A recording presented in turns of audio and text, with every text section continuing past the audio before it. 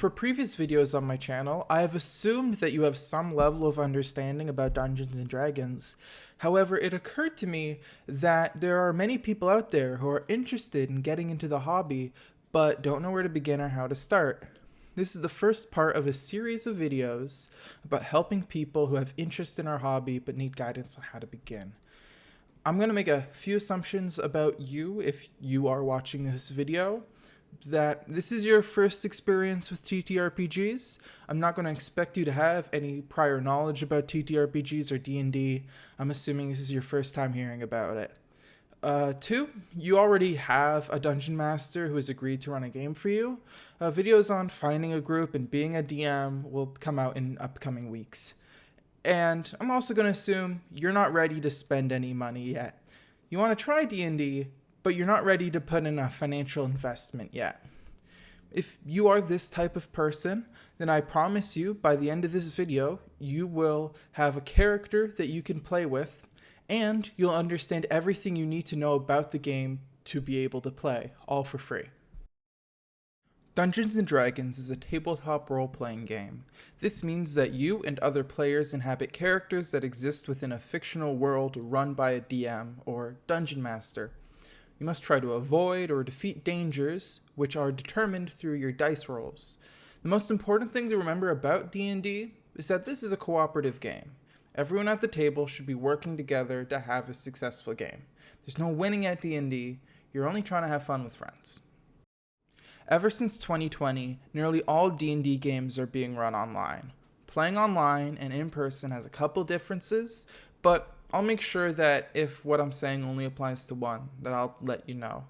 The best place to go for anything D&D related is D&DBeyond. This site is owned by Wizards of the Coast, which are the people who make Dungeons & Dragons, and it's also the official site for Dungeon Masters and players. I use this site every single time I go to do something involving D&D.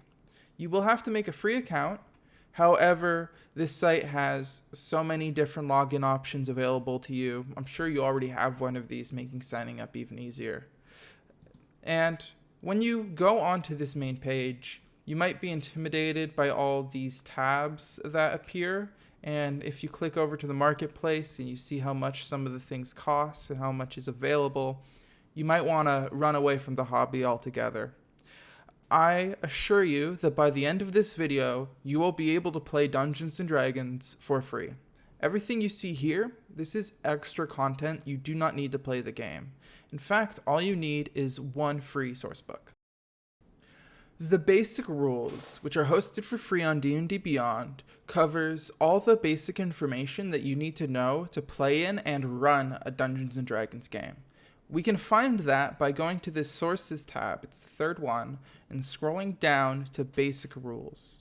And if we click on that, we go here, which, like I said, it's all the steps: character creation, playing the game, magic rules, dungeon master rules. Your instinct might be that you want to read through all of this and try to understand. Your instinct might be, oh God, I'll never be able to read all of this and comprehend it. And you don't have to. In fact, there's a way to make a character for D&D without having to read through all of this. In fact, I will help cover all the information that you need to know. You should only read what, 1, you are interested in reading, 2, things that you think apply especially to your character, or 3, things that you think apply especially to your game. For example, if you decide you want to play a wizard, you might want to read through the spell section a little bit to get a better understanding of how the spell system works. Or if you are a healer, you might want to read about the healing section, like a cleric or a paladin or a bard. You might want to read through these sections to understand them. But if you're a barbarian or a fighter or someone who doesn't use spells, you don't need to know how spells work yet. So focus on retaining the information you need to know. Don't try to retain all the information, because to be honest, 99% of D&D players don't know everything in this book. I'd say almost 100% of D&D players don't know everything in this book. Later in this video, I will explain how to easily make a character. However, to explain the rules of D&D, it is incredibly difficult if you don't have a character sheet on standby, which is able to help explain what you want to talk about. So we are going to use a pre-built character for talking about all the rules in the upcoming section. The Three Pillars is a term related to the 3 different game experiences that players will partake in during the majority of their D&D sessions. Social interactions, this is talking to shopkeepers or barkeeps or really any other NPCs. This is where you're expected to do the majority of your role playing. No one's really taking turns here unless the DM specifies that you are taking turns.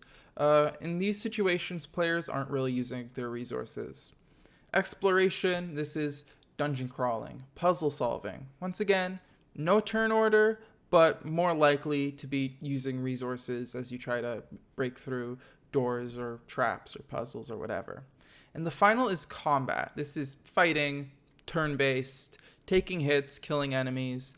Unlike the other 2 sections, this one needs more time to explain it all. So that's going to be a little later in the video. I'm going to go into depth about what you need to know about combat. And it's important to remember that you won't always 100% know which pillar you're in.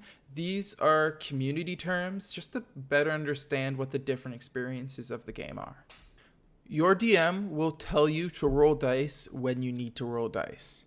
You might feel the need to get ahead of yourself and roll when your DM doesn't ask you to, but you only need to roll if the DM says make an ability check, saving throw, skill check, or some other proficiency check.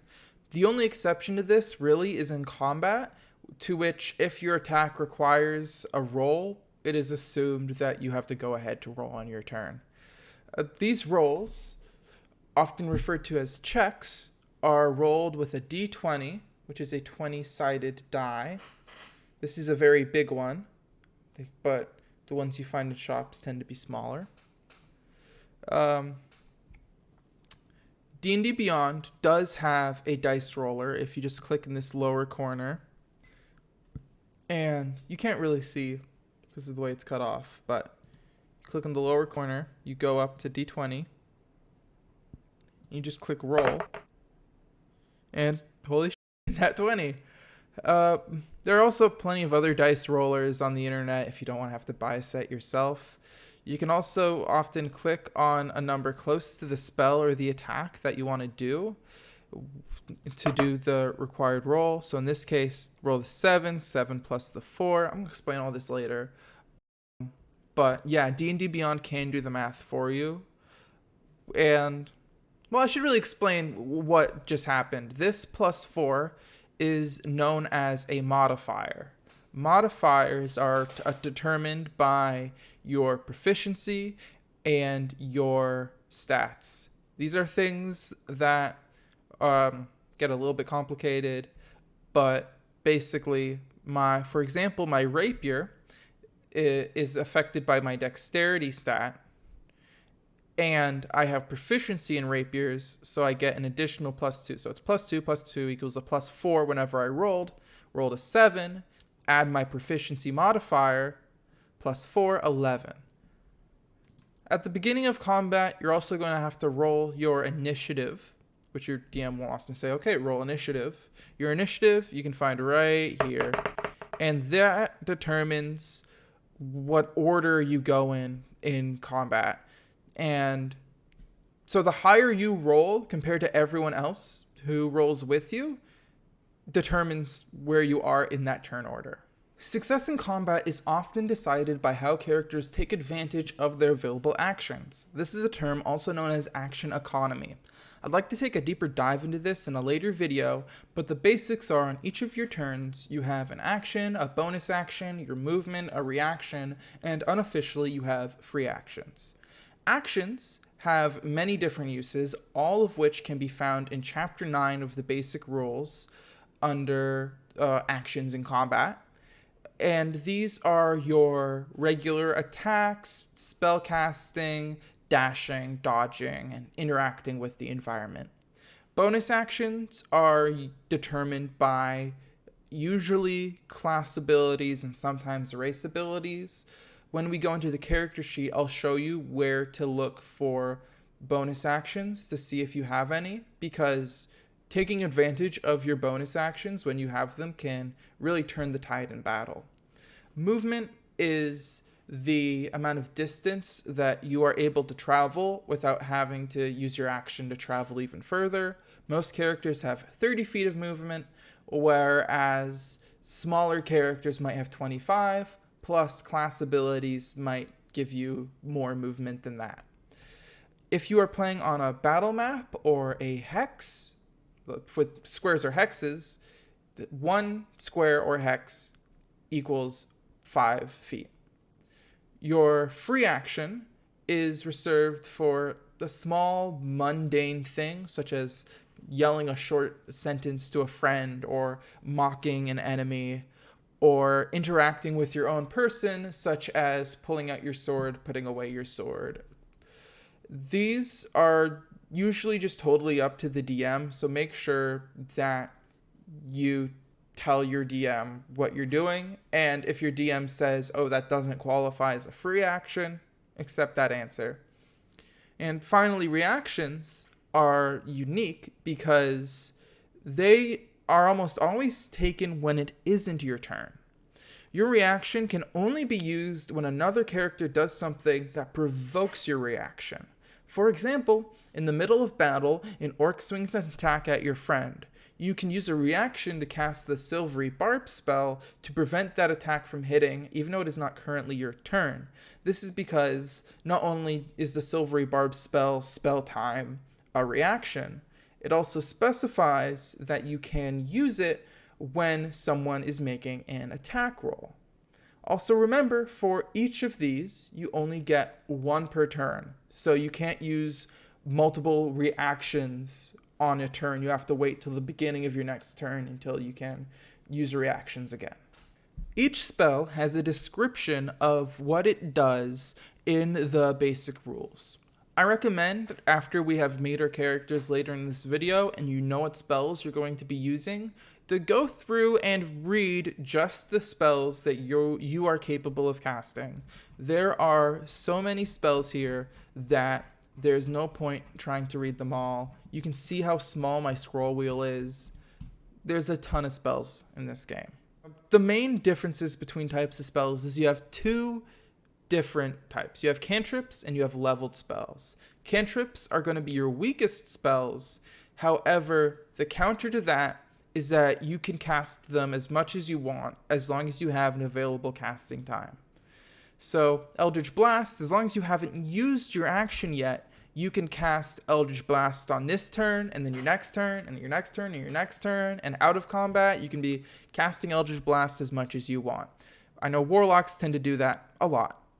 Now, leveled spells are different. They are more powerful than your cantrips. However, because of that, you can only use them so often between rests. Leveled spells, you can see we have like a 2nd level spell, another 2nd, a 1st level spell. These levels are not tied to your character level, whether you're level 4, that doesn't mean you can cast 4th level spells. It is tied to a spreadsheet which is on every single character. And this is also due to the fact that spells only go up to 9th level. And you'll be getting 9th level spells around like level 17. Or your class might not get 9th level spells at all. Some classes don't get spellcasting at all. This can be really confusing, but after your first combat or so, you're gonna get the hang of it. After a long day of adventuring, your party's going to need to relax. In Dungeons & Dragons, there are only 2 types of rests that have any mechanical effect: short rests and long rests. Short rests last an hour, but they only give you the benefits of hit dice and any abilities that say that they will recover from short rests. These aren't the party sleeping for an hour, but rather the party relaxing, eating, drinking, stretching, or even reading. As long as you keep physical activity down and self-care up, that's a short rest. Long rests last 8 hours. At least 6 of these hours have to be done sleeping, and 2 hours of the before mentioned eating, sleeping, drinking. These will restore your hit points to full and give you back all of your abilities.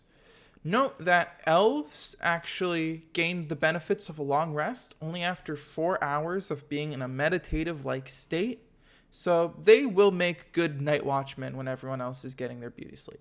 Dying is just as much a part of life as it is Dungeons & Dragons. Different games will have different levels of danger, but in almost all of them, your character will have a possibility of dying at some point. When you fall to 0 hit points, you will begin rolling death saves at the start of each of your following turns. If you roll a 10 or higher, you have succeeded. On a 9 or below, you fail, and you mark that down how many successes or fails you have. Rolling a 1 means you have 2 death saves. Rolling a 20 wakes you back up with 1 hit point. If you fail 3 death saves, your character dies. If you have succeeded, you are stabilized, unconscious, but still alive to fight another day. A few times I've already made reference to the character sheet when I haven't even given you the chance to make one. I plan on making a different video later on how you make a D&D character, so I won't get super detailed here. However, I will show you how you can make a totally usable character in D&D Beyond without really having to understand what you're doing. So, once again, starting from the main page, we're going to want to go to Collections and click My Characters. You shouldn't have any characters show up. I have this one. But what you're going to want to do is go to click Create Character, and you'll see these 4 different modes to pick: Standard, Pre-Made, Quick Build, and Randomize. Standard is building your character piece by piece, step by step. Pre-made is taking a pre-existing character and just running with that. A quick build is making the big decisions about your character, but then letting the game do the rest for you. And then randomize, the game randomizes, just makes up stuff. Randomize isn't that good because it tends to make things that don't make much sense, but for our purposes, quick build is going to be the best choice for us, just because I think that the problem with pre-made is that you don't get to make your character for your journey. So for us, we are going to make a human wizard, a regular human wizard, and we're going to call him Ahoy. Ahoy, the human wizard. And now that we've done that, we just click Create Character. And you're going to see, starting off, all these different tabs and sliders and all these different things to click on.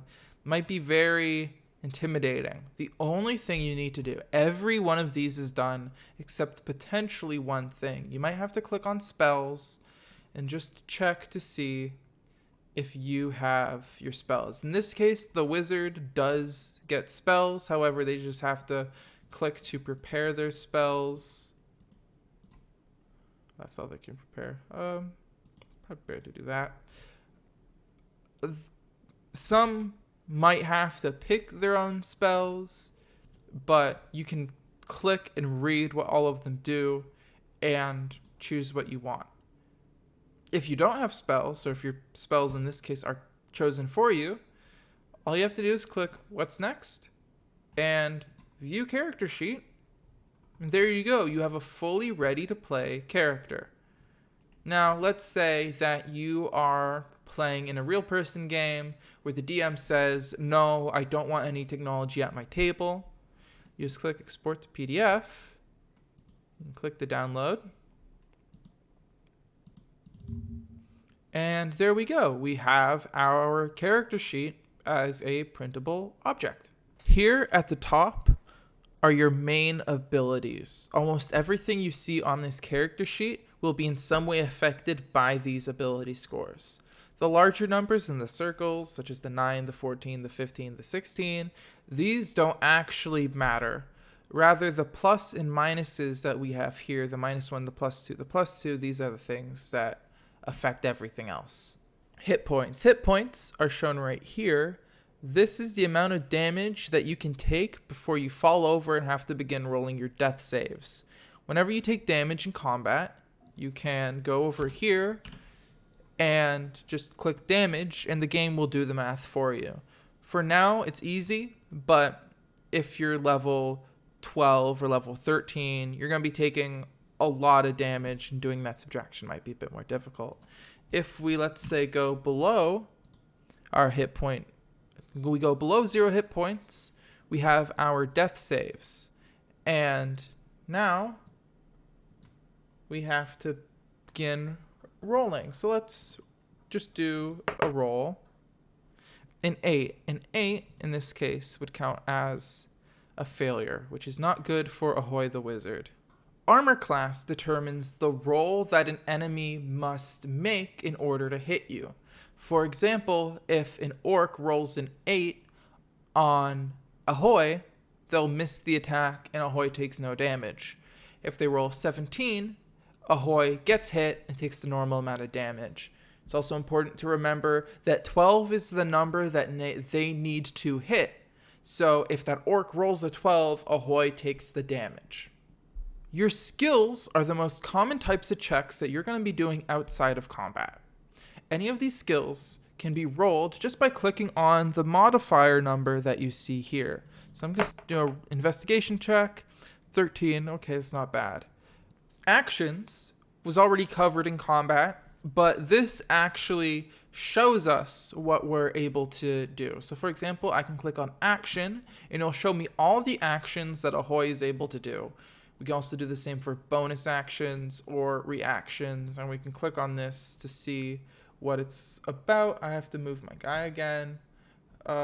Feel free to check this out on your own and experiment and explore. That's all the fun of D&D. Spells. These are all your spells. It gives you the basic information that you need to know when doing your spells. If you click on the different areas, you can see more detail in case you need to know more detail. But once you start to remember what your spells do, these things here are really all you're going to need to know. Inventory is self-explanatory. It just shows you what you have on your person. And finally, resting. I'm going to have to move myself one final time. If we see here, we have short rest and long rest. We talked about this earlier in the video. So in this case, you can't be resting when you're taking death saves. But let's say that I have an ally that heals me for 3 hit points, brings me back up conscious, and we decide we're going to take a short rest. I'm going to roll my hit die, get 5 hit points back, and there we go. We've used our short rest. Any abilities that I might have used get back in a short rest. In this situation, my hit dice was able to bring me back to full health, and we do a long rest. Nothing changes because we haven't taken any damage, but this is the way that you do short rest and long rest on D&D Beyond. That is everything that you need to know about beginning to play Dungeons & Dragons. There's a lot more to get into in this game, such as leveling up, finding a game, and being a dungeon master and running a game yourself. All these things I plan on covering in a future video, so make sure you subscribe so you don't miss those uploads when they come out. Thank you for watching, and I hope you see my face another time.